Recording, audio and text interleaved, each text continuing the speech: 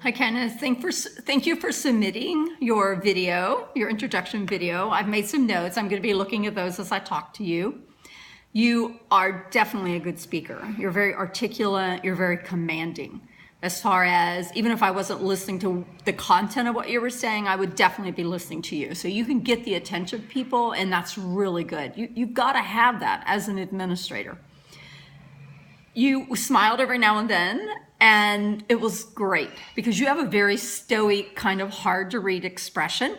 And when you smile, it warmed things up. So if I was trying to get a handle on you as my new leader, my new administrator, that would be important that I see you smile every now and then because it brought some warmth to it, and I thought that was great.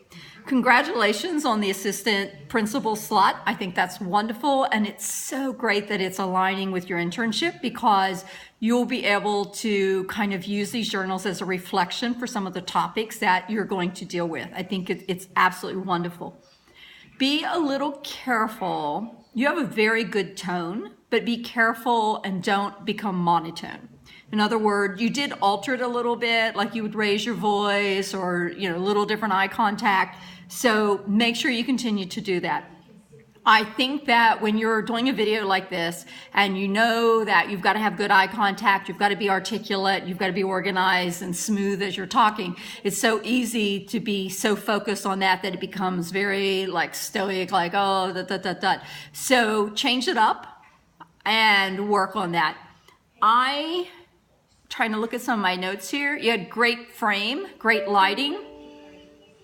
And I love that you know your school data and you're able to regurgitate that. You must know your school data as administrators. There's nothing worse than having a school administrator who can't answer questions about the population or the students or enrollments. You've got to know that. I would suggest you shorten your videos. You were right around, I think, 5 minutes. I wrote down like 4:54, something like that. Let's get under 3 minutes.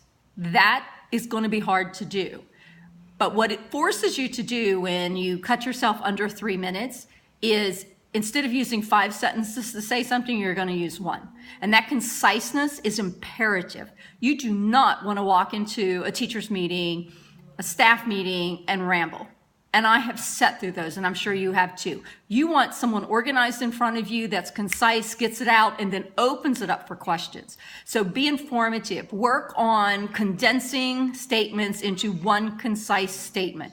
And one way to do that is to think in terms of who, what, when, where, why, and get it all in one sentence.